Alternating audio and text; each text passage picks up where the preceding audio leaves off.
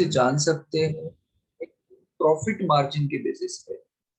Profit margin का basis का मतलब क्या कि भाई आप कितना सेल्स करते हो, आप सेल्स कितना करते हो और इसके सामने आप प्रॉफिट कितना करते हो, है ना। आप जो भी सेल्स करते हो, मान लो उसको हम 100 रुपए कहते हैं, 100 रुपए का सेल्स किया आपने, तो सामने आपने प्रॉफिट कितने का किया, आपका प्रॉफिट मार्जिन कितना है, 20% है, 30% है, आपका प्रॉफिट मार्जिन कितना है। जितना प्रॉफिट मार्जिन अच्छा होगा, है ना, उतना ही आपकी एफिशिएंसी क्या होगी, ज्यादा अच्छी। जितना प्रॉफिट मार्जिन कम होगा, जितना कम प्रॉफिट बनाओगे, उतनी आपकी एफिशिएंसी कम होगी।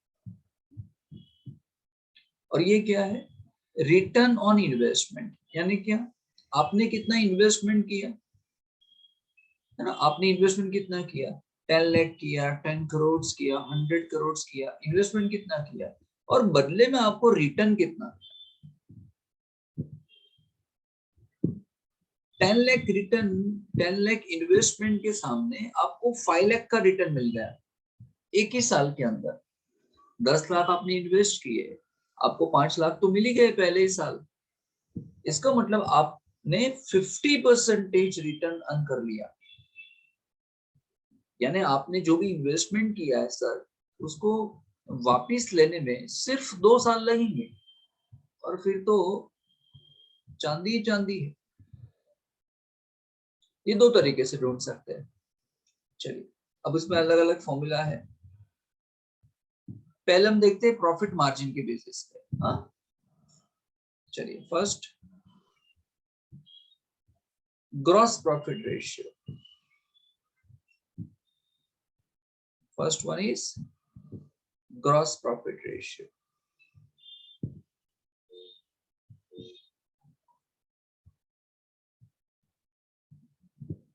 क्या है फॉर्मूला उसकी, ऊपर ले लो gross profit,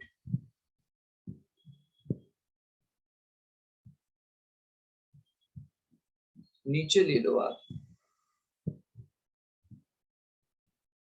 net sales into 100। ये परसेंटेज में फाइंड करेंगे।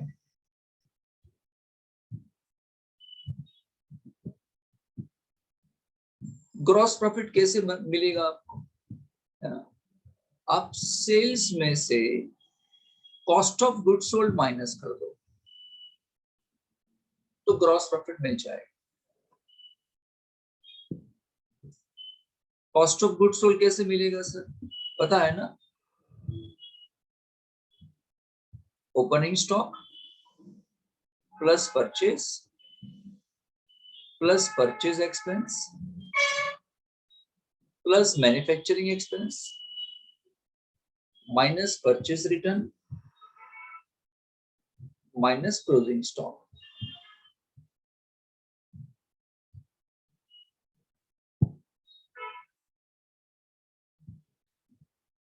ये ले लो सब।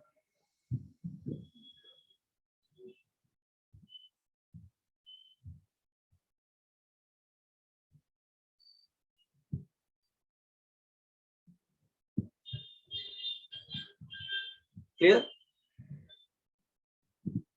ये जो नेट सेल्स लिखा है का मतलब क्या, नेट सेल्स का मतलब क्या, जो भी टोटल सेल्स होता है ना, कैश प्लस क्रेडिट, ये दोनों लेना है यहाँ पे। कैश सेल्स भी क्रेडिट सेल्स भी, उसमें से सेल्स रिटर्न क्या कर देना, आप माइनस कर देना।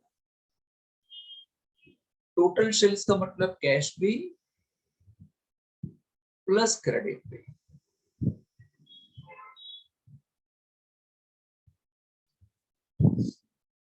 जितना ग्रॉस प्रॉफिट रेशियो, जितना ग्रॉस प्रॉफिट रेशियो ज्यादा आएगा,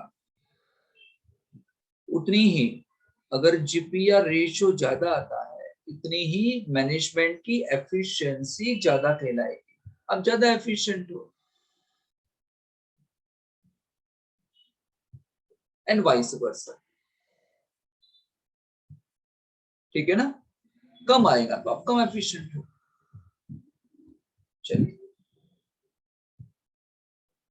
net profit ratio. Next one is net profit ratio. बोलिए ऊपर क्या आएगा? Net profit. नीचे क्या आएगा? Net sales into 100।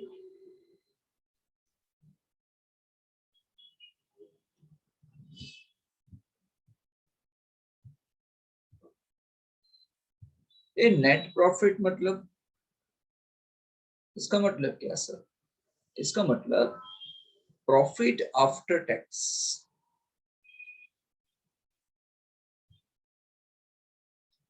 Profit after tax PAT, ये ढूंढना पड़ेगा।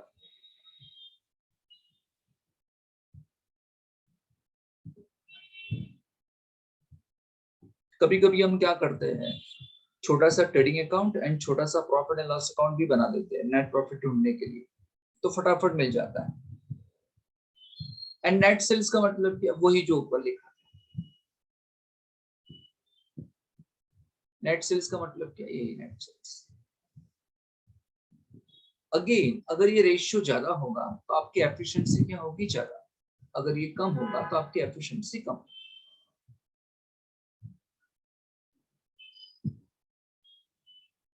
Okay. Third,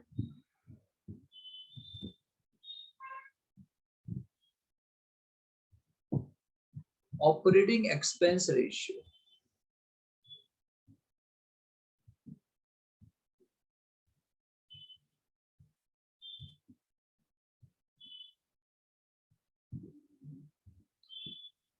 operating expense ratio is equal to, ऊपर आना चाहिए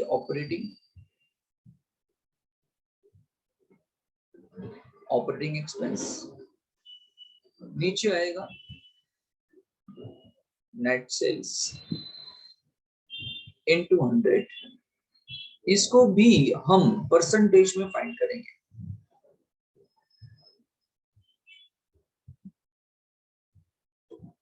यहाँ पे आपको जो एक्सपेंस लेने हैं वो ऑपरेटिंग एक्सपेंस लेने हैं।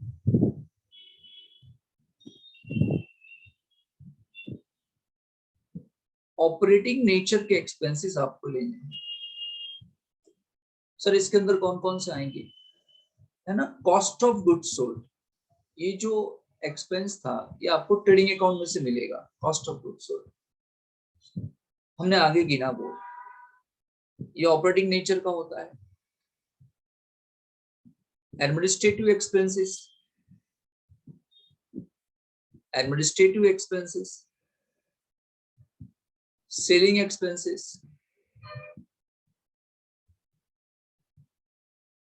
distribution expenses, administrative, selling, distribution expenses, depreciation भी काउंट कर लेंगे।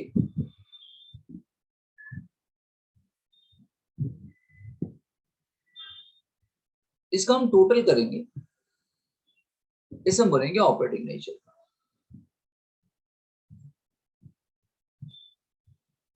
क्या नहीं आएगा? ऑपरेटिंग एक्सपेंस में क्या नहीं आएगा? Not include. ये मत लेना, किसी भी प्रकार का फाइनेंशियल एक्सपेंस हो, don't take.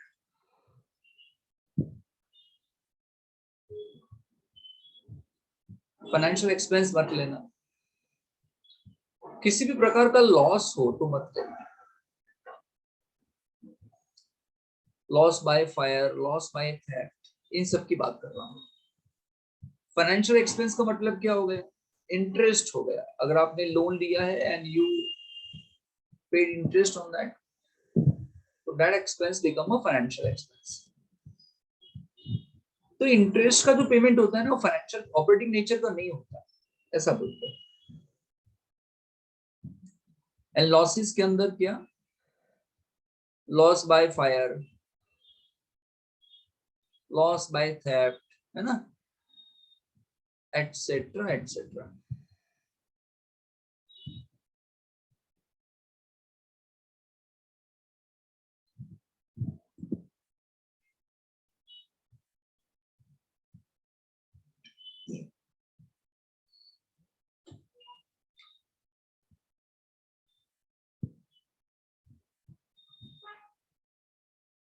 Specific expense ratio,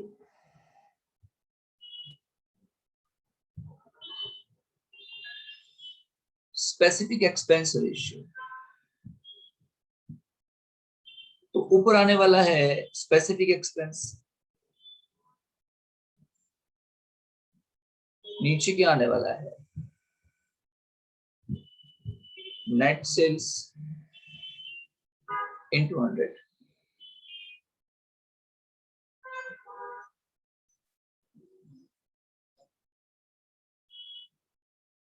ये जो स्पेसिफिक एक्सपेंस है वो क्या हो सकता है,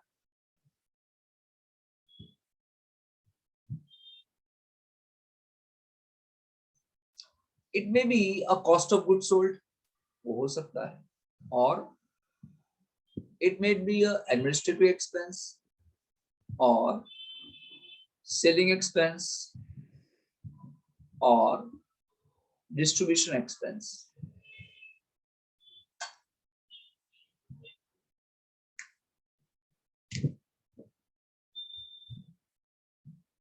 administrative expense, selling expense and distribution expense. इसमें और इसमें क्या अंतर है सर? सर इसमें और इसमें क्या डिफरेंस है सर? आप देख रहे हो ना इसमें इसमें क्या फर्क है? यहाँ ऑल एक्सपेंसेस थे, ये सब थे, और ये क्या है, स्पेसिफिक, मतलब इन सब में से एक होगा, एनी वन।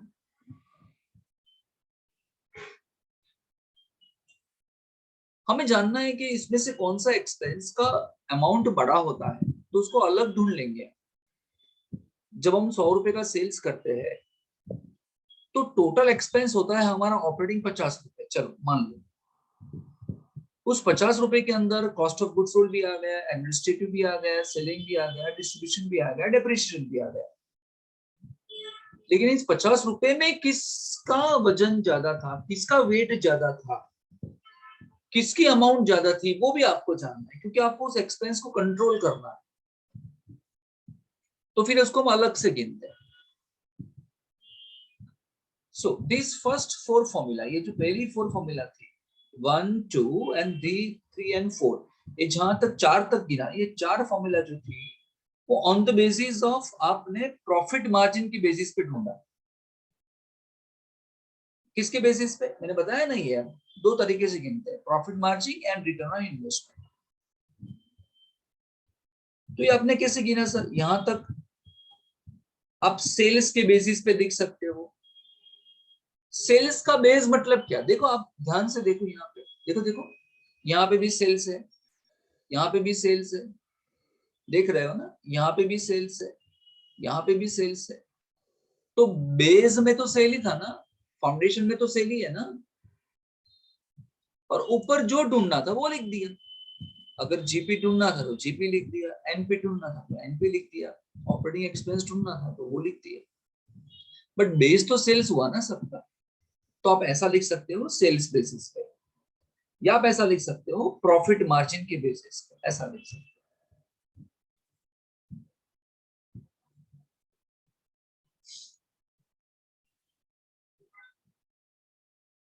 ये 4 फॉर्मूला हो गई। अब हम देखेंगे रिटर्न के बेसिस पे, इन्वेस्टमेंट के रिटर्न के बेसिस पे।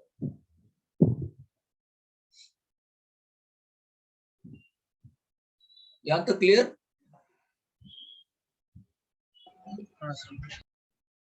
नेक्स्ट है 5th one,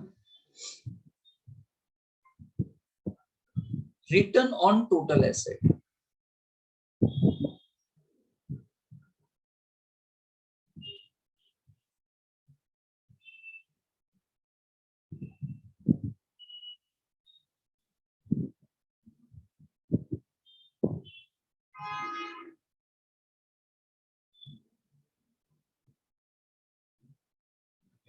return on total assets. चलिए, तो है क्या इसके अंदर, आप ध्यान से देखोगे तो है क्या, एक तरफ है रिटर्न और एक तरफ है टोटल एसेट्स। यानी आपका टोटल एसेट कितना है और उस पर आपको कितना रिटर्न मिलता है। कम से कम एसेट हो और ज्यादा से ज्यादा रिटर्न मिले, वो अच्छी बात होती है। हमने इन्वेस्टमेंट ज्यादा किया ही नहीं है, लेकिन रिटर्न तो देखो हमारा, तो ये हमको जानना है। तो ऊपर आने वाला है, ऊपर आएगा रिटर्न, नीचे आएगा टोटल एसेट्स। बट कैसे, रिटर्न में लिखेंगे क्या, है ना। रिटर्न मतलब क्या, प्रॉफिट आफ्टर टैक्स ना, sorry EBIT, earning before interest and tax. Earning before interest and tax 1 minus tax.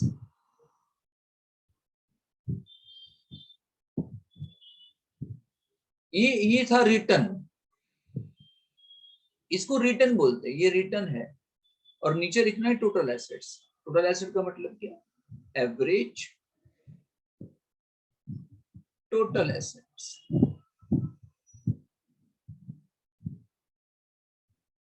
ये भी हम परसेंटेज में ढूंढेंगे, क्योंकि रिटर्न तो परसेंटेज में ही होता है।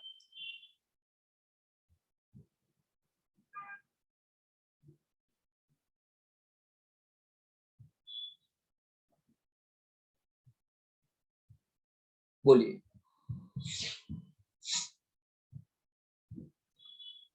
इसका मतलब क्या, earning before interest and tax. Interest से पहले वाला, टैक्स से पहले वाला कितना अर्निंग था आपका।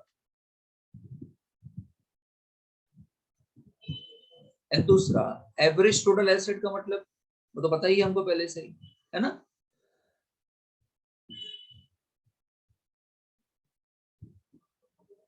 इसका मतलब क्या, opening plus closing divide by 2। Opening assets divide by closing total assets divide by 2 plus divide by 2। ठीक है। और टोटल एसेट का मतलब मैंने समझाया है आपको। टोटल एसेट का मतलब क्या होता था, किसी को याद है।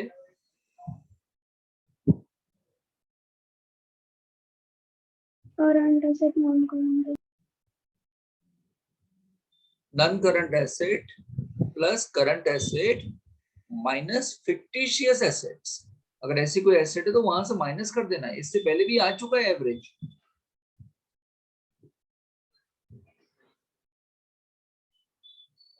चलिए next 6।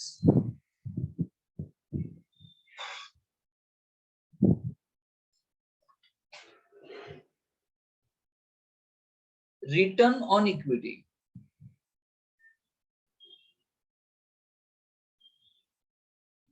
Return on equity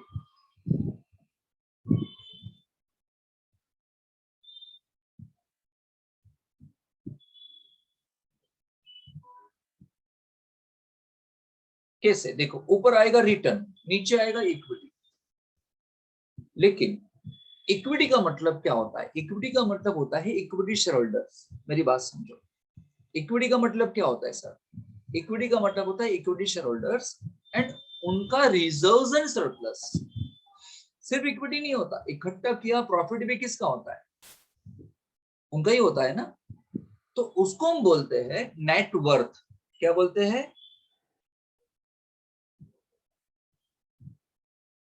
average net worth. ये इक्विटी है।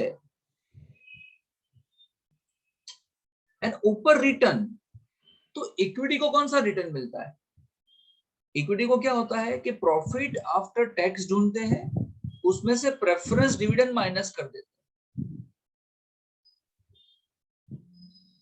प्रेफरेंस डिविडेंड क्या कर देते, वहां से माइनस, फिर जो कुछ भी बचता है वो सब का सब किसका होता है, इक्विटी का होता है।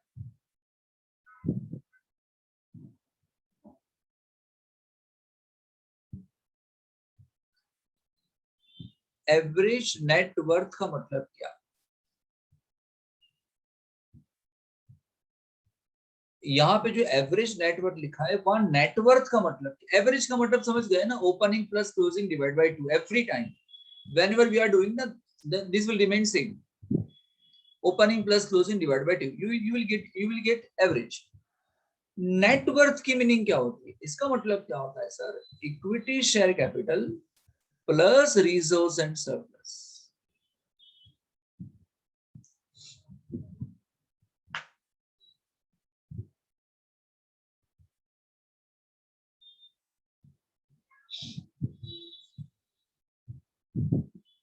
इससे पहले हमने डेब्ट टू इक्विटी रेशियो देखा था, अगर आपको याद हो, डेब्ट टू इक्विटी, उसकी क्या फॉर्मूला थी, किसी को याद है डेब्ट टू इक्विटी की? टोटल डेट अपन टोटल इक्विटी। और टोटल इक्विटी क्या था, टोटल डेब्ट क्या, net worth plus preference share capital.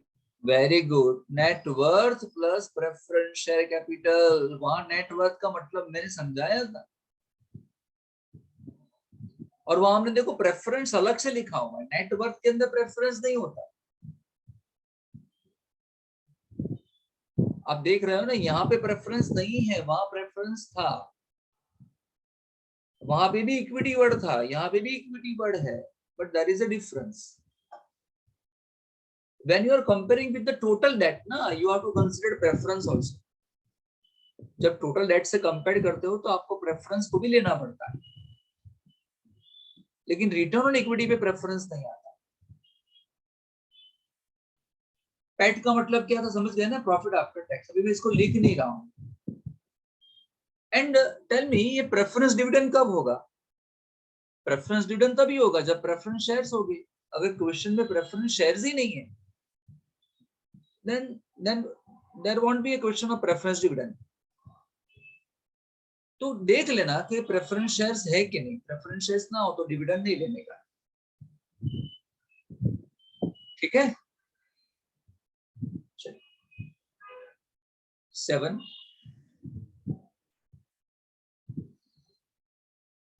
पे आउट रेशियो।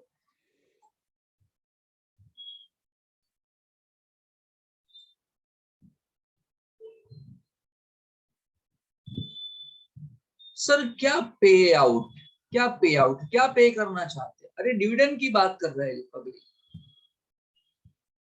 डिविडेंड पे करने की बात कर रहे हैं। पे आउट मतलब व्हाट, डिविडेंड पे आउट। तो यहाँ कौन से डिविडेंड की बात कर रहे हैं, हम बात कर रहे हैं इक्विटी डिविडेंड की। तो ऊपर क्या लेंगे हम, ऊपर हम लेंगे इक्विटी डिविडेंड पेड,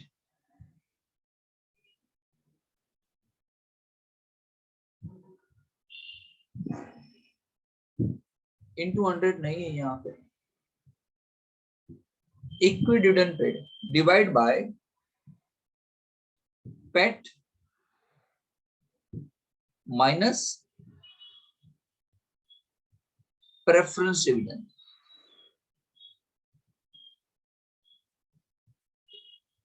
सॉरी, यहाँ इंटू 100 है हाँ, इंटू 100 यहाँ पे।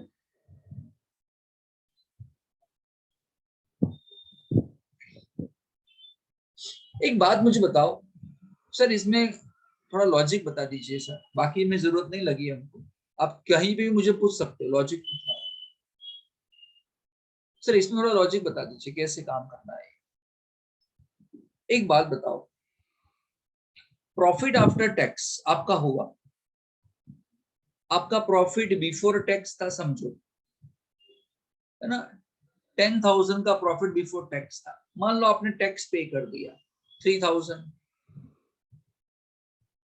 क्या आया प्रॉफिट आफ्टर टैक्स आया सर 7,000। तो ये प्रॉफिट आफ्टर टैक्स आ गया।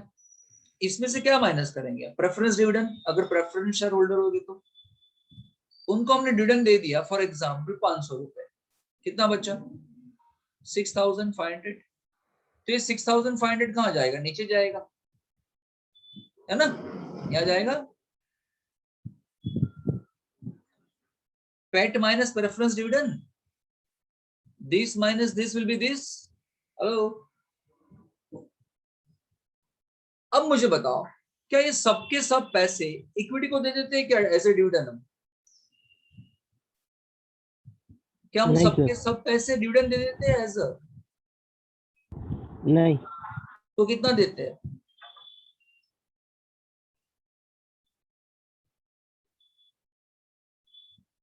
तो कितना जनरल देते हैं? मीटिंग में जो हो क्या? जनरल मीटिंग में जो डिसाइड होता है उतना देता है। वो डिपेंड करता है डायरेक्टर कितना सोच रहे हैं, मैनेजमेंट के लोग कितना सोच रहे हैं, है ना? पूरा का पूरा देते नहीं है सर, तो पक्की बात है। तो 6500 में से फॉर एग्जांपल हमने सिर्फ 2000 ही रिटर्न दिया ना, और बाकी के पैसे कहाँ गए होंगे? इसमें से इतना डिविडेंड दिया तो बाकी के पैसे कहाँ गए होंगे? Reserve and surplus. Exactly, reserve and surplus में गए। कोई भी कंपनी जितना भी अर्न करती है वो सबका सब ऐसे डिविडेंड पे नहीं करती। तो हमको ये जानना है कि कितना हम अर्न करते हैं और कितना डिविडेंड पे करते हैं।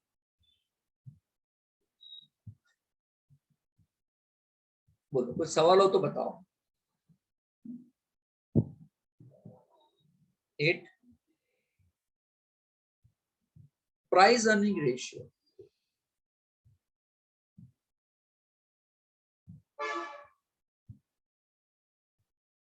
प्राइस अर्निंग रेशियो,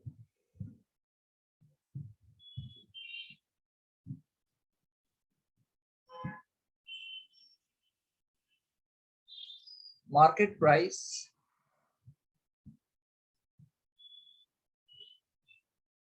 पर share divide by earning per share,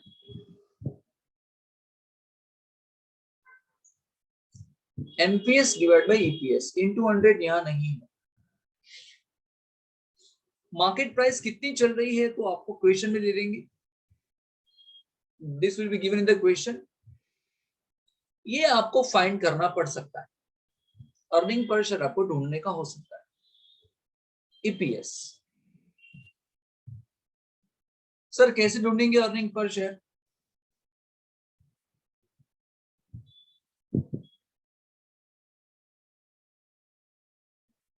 earning per share, आप एक शेयर पे कितना कमाए, तो एक शेयर पे कितना कमाए, तो नीचे लेंगे हम शेयर्स ना, एक शेयर पे कितना कमाए मतलब यहाँ पे नीचे क्या आएगा? नंबर्स ऑफ शेयर्स आएंगे, नंबर्स ऑफ इक्विटी शेयर्स आएंगे, और कितना कमाए मतलब पेट माइनस प्रेफरेंस डिविडेंड आएगा।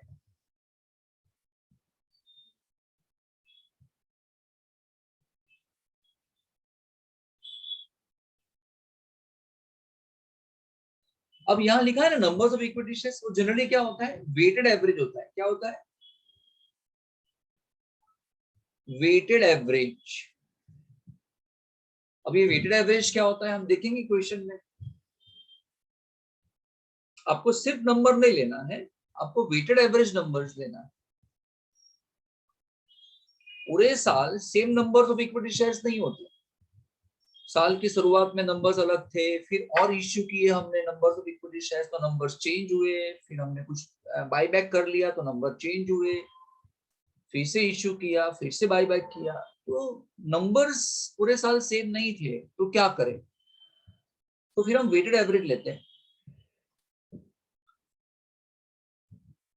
Okay, 10,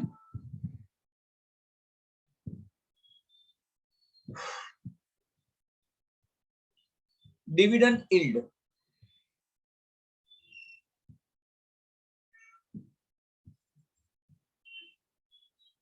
dividend yield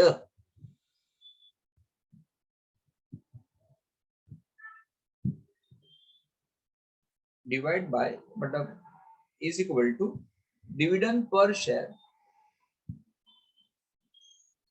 dividend per share, एक शेयर पे कितना डिविडेंड। यहाँ पे आपको ढूंढना है परसेंटेज में, और यहाँ लेना है मार्केट प्राइस पर शेयर।